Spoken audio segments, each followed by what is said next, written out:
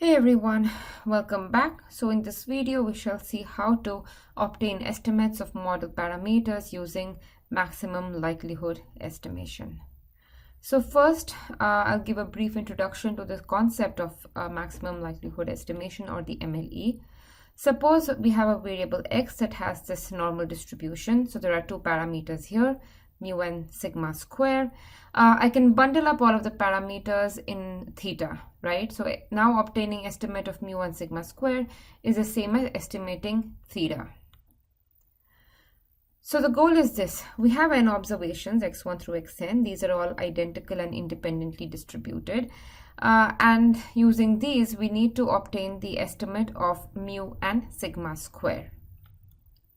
So this is the density of x. So f denotes the density of the variable x, and the joint density of x1 through xn is this product of these marginal densities. Okay, why? Because all of these x1, x2, and so on, these are all independent. Now you should keep in mind that this f is different, so this function is different from this function. Okay, however, the common notion or the common way of writing this is we use the same letter. Okay, so this f denotes the density of all of these variables, and this f denotes the density of x1. Okay, so remember, the density involves this theta as well, right? These are the parameters. So I can just put this given theta. So the density of joint density of x1 through xn given theta is product of all of these densities. Now this given theta isn't changing anything.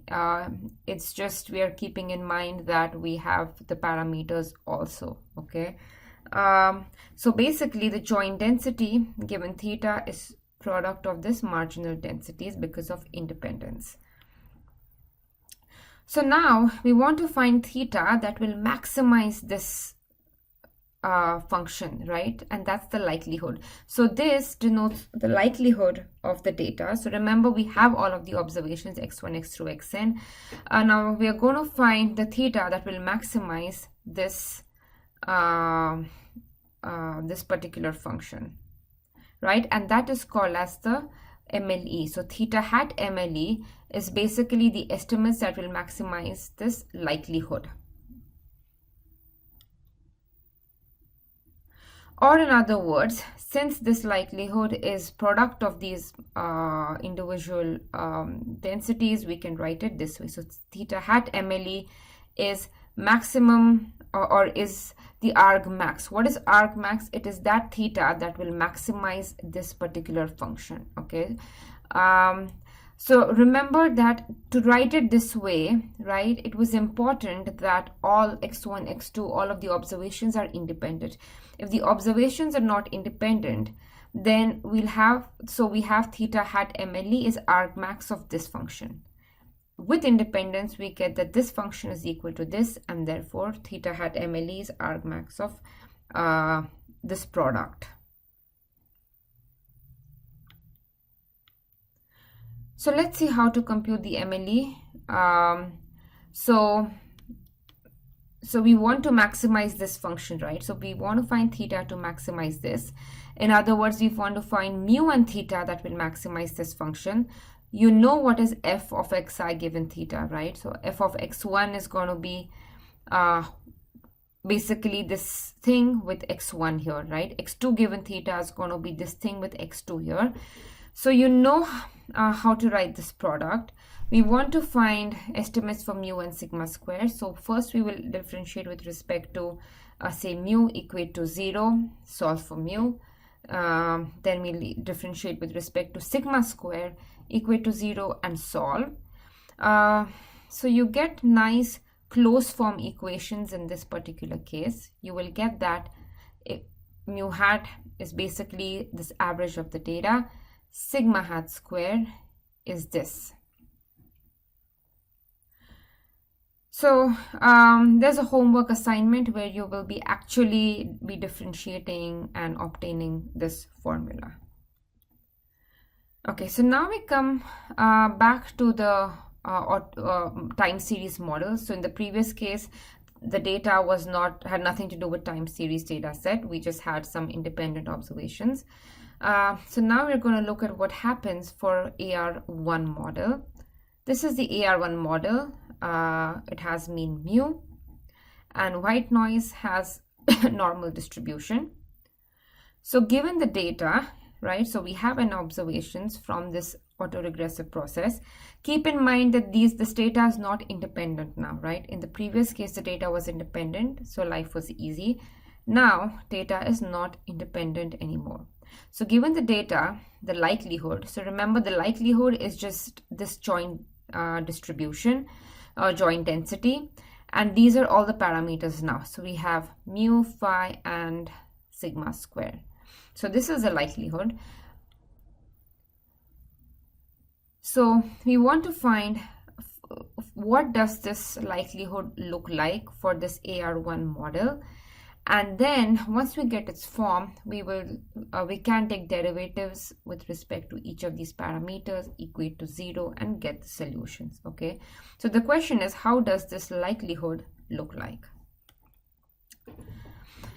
A little bit of revision here. So we know that probability of A2 given A1 can be written in this way, right? Conditional is the joint divided by probability of A1.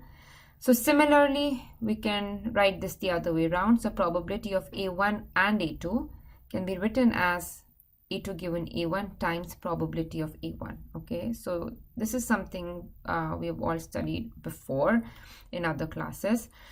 So if we have three sets, A1, A2, A3, we can write this probability out as A3 given A2, A3 given A2, A1 times probability of A1, A2. So I'm using the same principle here, but now I have three sets involved. Okay.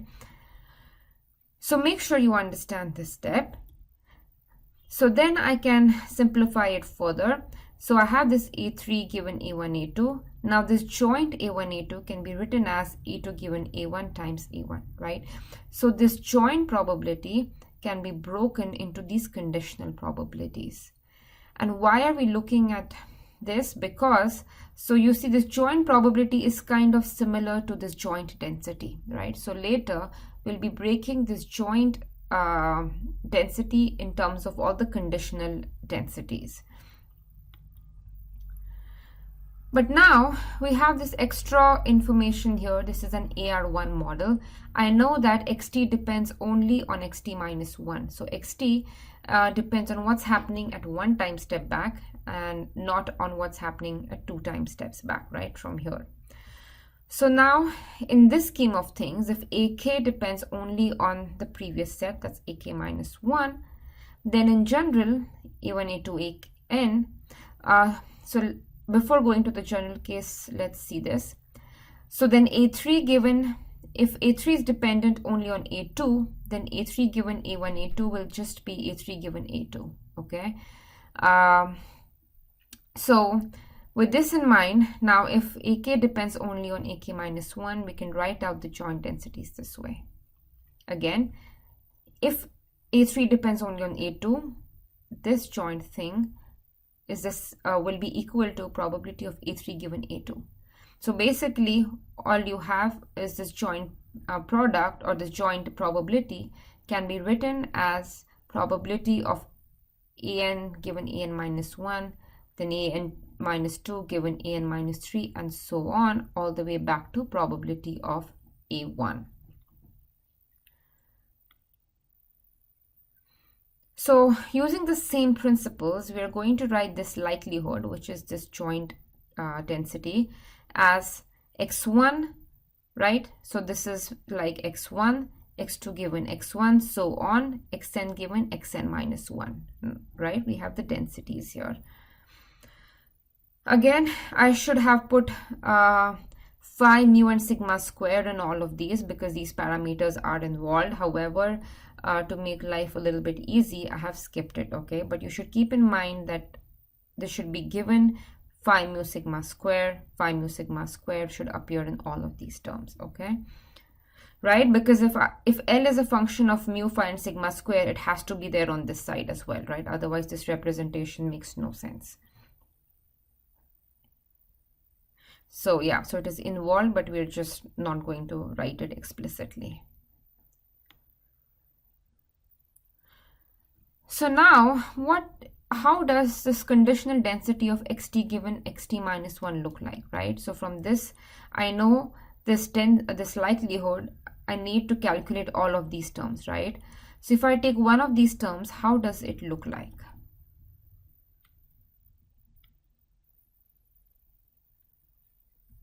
So we know that this is the AR1 model. Okay, so now WT is white noise, and if xt minus 1 is given, right, xt given xt minus 1, that means xt minus 1 is available to you. It is a constant, right? So that means then all of this, so xt given, oh, this should have been t minus 1. There is a typo here, right? This should be t. So xt given xt minus 1 is basically this constant plus this normal distribution. So basically this whole thing has a normal distribution, right? And the mean is this guy, right? And variance is sigma squared. Again, this is only true if you condition on xt minus 1, right? If xt minus 1 is also a variable, this need not hold true, okay? So when I condition it, means I'm treating this as a constant. If this is a constant, this is a normal variable. This whole thing has a normal distribution. This has mean 0. So the conditional mean, or the mean of xt given xt minus 1, is going to be this guy. So now we know how this conditional densities look like, right? So it has this normal distribution. We know the formula for this. So let Fw be the density for the white noise. So notice that sometimes I try to differentiate the densities and sometimes I don't. This happens a lot in statistics. It's just something you need to get used to, okay? So Fw means specifically I'm calling out this density for the white noise. White noise has this distribution. This is the density, right? Fw at S looks like this. So now this conditional density, right, xt given n minus 1, we know it. This is the distribution. This is the density. I can just say that this is equal to, right, Fw at this point, right? So Fw at S is here. If you substitute S with all of these terms, right, you get exactly this density again. So this is just to make write things a little bit more easily, and the textbook is writing things this way. So I just want to make sure you all follow what's going on in the textbook. Okay, so this density can be written in this form, and Fw of this is basic. So Fws is this, and instead of S, you'll replace this argument here. Okay. Okay, so likelihood we know can be written as F1 times all of the conditional densities. So this here is a product sign, right? So it's parallel to the sum sign, but now I'm multiplying all of these products instead, okay? So you see how this notation Fw has made our life a little bit easy. We don't need to write out this normal density every time, okay? So this is the density. So the likelihood has this form. Now we have, so remember xt's are all our data set, and we have, these are numbers now, right? And we need to figure out mu, phi, and sigma square. We don't know what is f of x1 yet. So that's the next step. So in order to see what this likelihood looks like, we need the f of x1. So to obtain the distribution of x1, we use the causal representation. This is the causal representation. We know that the white noise are all identically and independently distributed, and they have normal distribution. So therefore x1 is a linear combination of all of these normal variables, and therefore x1 also has a normal mean. To find the mean of, normal distribution, to find the mean of x1, right? So just take expectation and you get that it is mu. For variance, you take variance of this term, that's basically variance of this term, this is a constant, and you get this expression. So now that we have distribution of x1 and all of the other conditional distributions, we are ready to write the likelihood. This is the distribution of x1, and this is the other part. So we're just going to rewrite it a bit, right? So we know that we are multiplying this term n minus 1 times, and we have another sigma square root 2 pi here. So we group all of these terms together to get this. 1 minus 5 is here. And this exponents, right? So when you carry out this multiplication, you get a sum in this part, and that's what you see. So basically we are just rewriting the likelihood. So now that we have the likelihood, right, to get the MLEs, we just differentiate with respect to phi, sigma square, mu, each of these one by one, and we solve the resulting equations, right? So you differentiate with respect to the parameter, equate to 0, and solve, okay? However, you'll see that if you attempt to write down the equations, you won't get a clear, straightforward formula, right? So at the start of this video, we saw MLEs of normal variables, and that was fairly easy. You actually got formula, right, for the variance and the mean. This is not so easy. So the way to get around this is we can use numerical methods, right? So we are trying to solve an equation, right? So there are various numerical methods available to do this. We'll see one such method in a bit.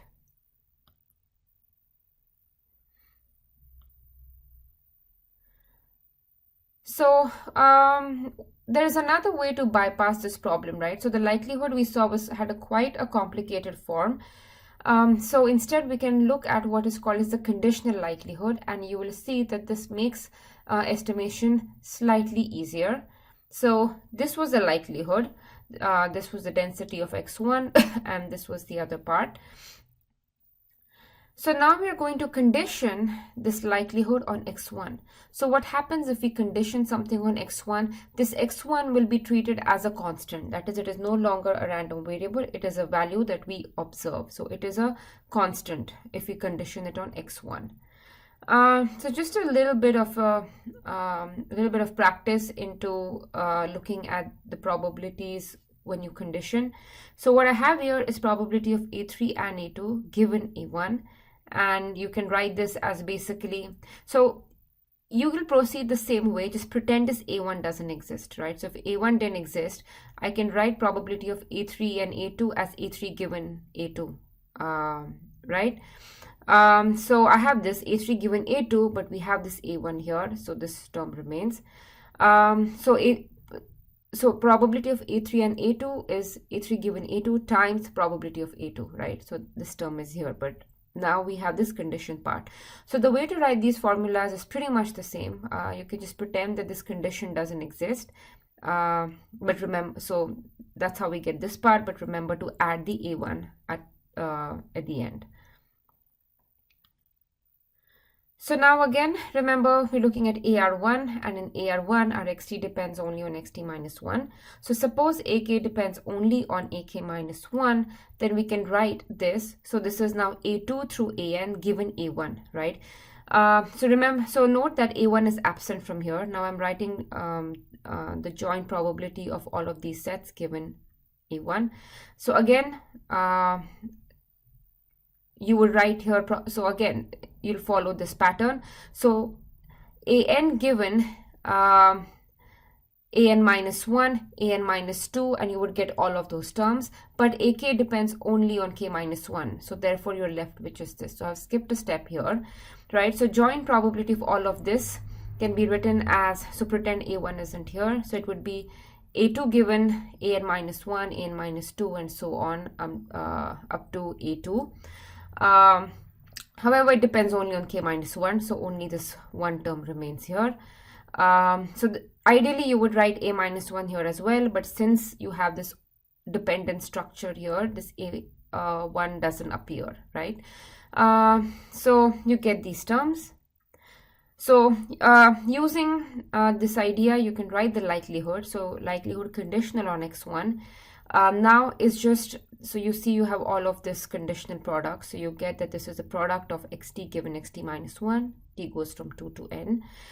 But we know what this looks like, right? So the conditional densities is basically this. Remember, FW was the density of the white noise. Okay, so I have written explicitly this term here in the next line. So remember, you're multiplying all of these terms n times, or rather n minus 1 times. So you have this here, and when you multiply e to the power a times e to the power say b, you get e to the power a plus b, right? So you get this sum in the exponents here. So make sure you're able to, that all of these steps make sense to you, and you should be able to basically go from this step to this step. So this is the conditional likelihood again. So to make life a little bit easy, I'm calling all of this sum as SC, and it's a function of mu and phi. Therefore, this mu and phi appear here. So this is the likelihood. And now you can see this is a much simpler form than the likelihood that we saw earlier, right? The conditional likelihood appears much simpler. So now if you want to find sigma square or estimate sigma square, you differentiate with respect to sigma square equate to 0. You want to find the estimate of mu, do the same thing. Phi, do the same thing, okay? So for sigma square, we get this particular form. Again, it's fairly straightforward. You will be working on this in the assignment. So now to obtain conditional MLEs of mu and phi, note that, so instead of taking, so since our goal is to maximize the likelihood, right? So to make calculations a little bit easier, we can also maximize the log of likelihood instead, okay? So if you take logs and differentiate with respect to mu, this term will disappear. Basically, it will only depend on this SC term, okay? So this is a useful tip. Whenever you do maximum likelihood estimation, you can differentiate this with respect to the parameters. You can differentiate the likelihood, but often it will be the case that instead, if you differentiate with respect to the log of the likelihood, right, you will get better answers. So the solutions you get by differentiating with respect to likelihood and solutions you get by differentiating with respect to the log of likelihood are the same. So I'm not going to explain that here. I'm hoping that a lot of you would have seen this in probability or perhaps your inference class. So the point is, you minimize or you maximize this likelihood or log of likelihood, you get the same solutions, okay? So in the homework assignments, remember to take logs. It will make your calculations much simpler. In any case, so for mu and phi, if we take log and differentiate, so if, with respect to mu and phi, it's basically the same as focusing on this term, right? It's the same as maximizing this term.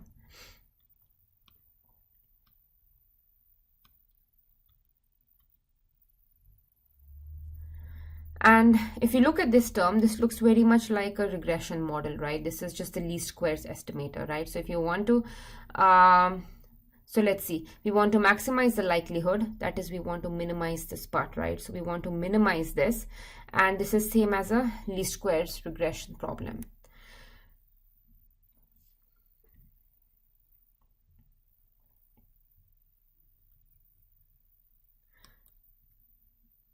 Before I proceed, maybe I'll just open out the log part a little bit. So if you take this log of likelihood, right, and since we want to estimate with respect to mu and sigma square, I am just going to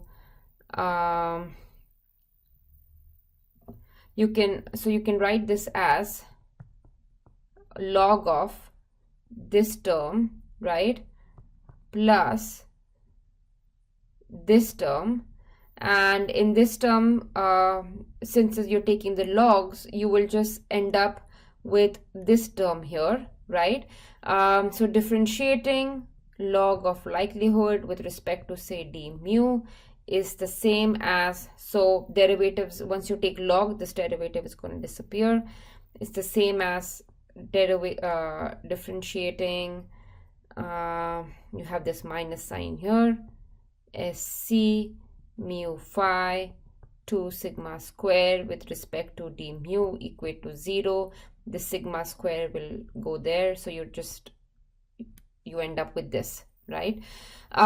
So basically the estimates depend only on SC, and yeah, so this is same as solving a linear regression model.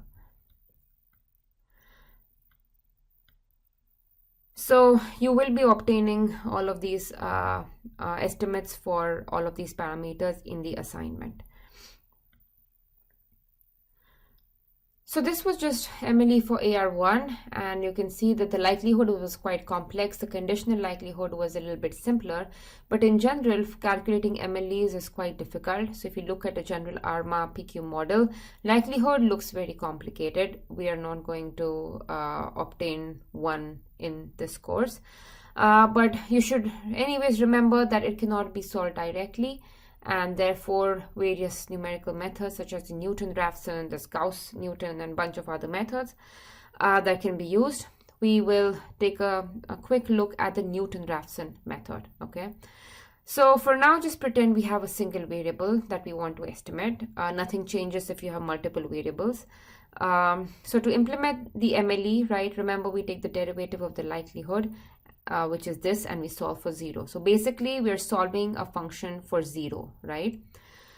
So the Newton-Raphson method, if you Google it, you'll see that it basically is used to solve this form of equations. So I have some function f, and I want to find x such that this f of x is equal to 0, or I want to find root of this function f, right? So if you have this kind of a problem, you could use the Newton-Raphson method, right? So this is our f is basically this derivative of the likelihood. So Newton-Raphson is an iterative method. So typically you take an initial guess at what the solution might be, and then you proceed through a bunch of steps, and you will update your guesses as you proceed through the steps. And the hope is that after a few steps, maybe 5, 10, the algorithm will converge. So your updates will converge to a common value, and that will be the root. So basically, you'll generate a sequence of these numbers in this algorithm, x1, x2, and so on, such that it will converge to the actual true root. To make a little bit more sense of this, so this Newton-Raphson is based on Taylor expansion.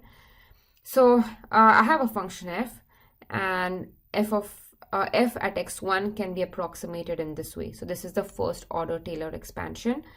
And I'm trying to solve a root, so I want this x1 such that f of x1 equal to 0. Therefore, I'm equating it to 0 here, okay? So I get this equation, right? So all I'm going to do is I'm going to rearrange terms.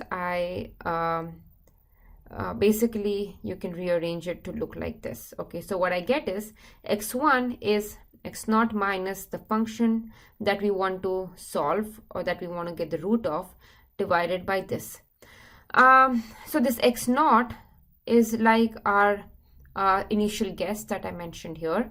So x0 is an initial guess. You know your function f, you know its derivative. You will find x1 that solves this formula, right? So once you have your x1, then you'll find x2 here. So you'll have x2 is equal to x1 minus f of x1 divided by f1 of x1. So you'll keep on doing this. So you'll get x1, x2, and so on. So basically, at the nth step in this, xn plus 1 is given as this, okay? So these steps, again, these steps originate from Taylor's expansion. a function at any point can be approximated by this first order Taylor expansion, and our goal is to find the root. That is, we want f of x1 to be 0. So you equate this to 0 and then you get these steps.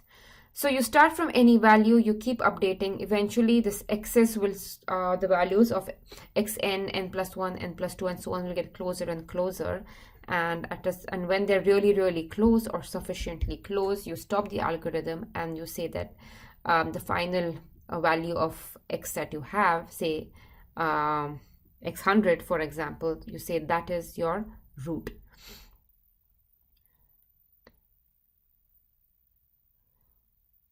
So we can use Newton-Raphson to minimize the likelihood, right? So minimizing the likelihood is solving this equation. So basically, you don't need this here. This is not really related to the slide, but you get the same formula for the updates. Okay, so now we have n plus 1. So beta is what we are trying to find, right? So n plus 1 is this value that we have at the previous step.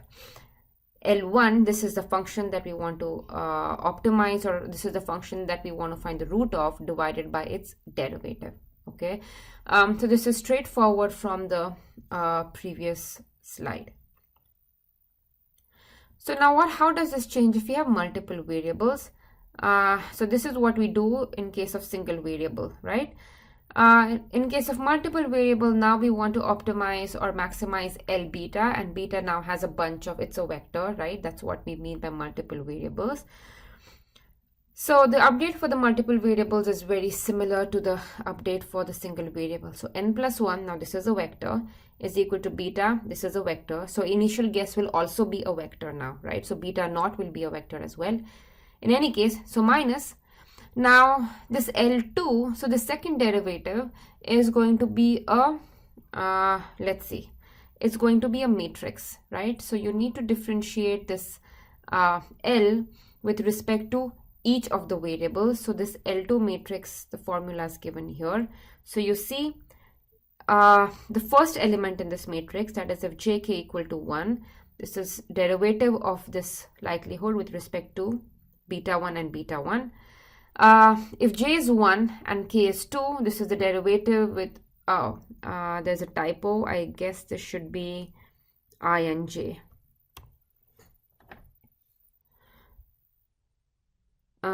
Maybe I'll write a k here. Okay, so if k is 1, j is 2, this is derivative of L beta with respect to, so first with respect to j, so j is 1, so that's beta 1, and if k is 2, then we differentiate it with respect to beta 2. So yeah, so the multiple case is pretty much the same as the first case, except that we have matrices and vectors here. So this here, so we have k variables, so this is going to be a k by k matrix, and this is going to be a vector, a k by 1 vector, right? So just suppose you have a function of x1 and x2, multiple variables. So this L, or maybe I'll just write L here. So say my k is 2, so I have L of beta 1 and beta 2 basically. So this derivative here, L1 of beta, is going to be derivative of L with respect to beta 1. Then the second element is derivative of L with respect to beta 2. So this is a 2 by 1 vector. For the second derivative, it's going to be a matrix. First is 2 beta 1 square, beta 1, beta 2, beta 2, beta 1, and with respect to beta 2. Okay, so for the 2-dimension case, this is how this L1 looks like, and this is how this L2 looks like. Okay, so L1 is the first derivative and L2 is the second derivative. So Newton-Raphson method is in general, it's a very useful tool to know. It is used extensively in a lot of machine learning data, a lot of machine learning optimization algorithms. So that's all for this video. Next, we shall be taking a look at another kind of models, that is the ARIMA models. See ya.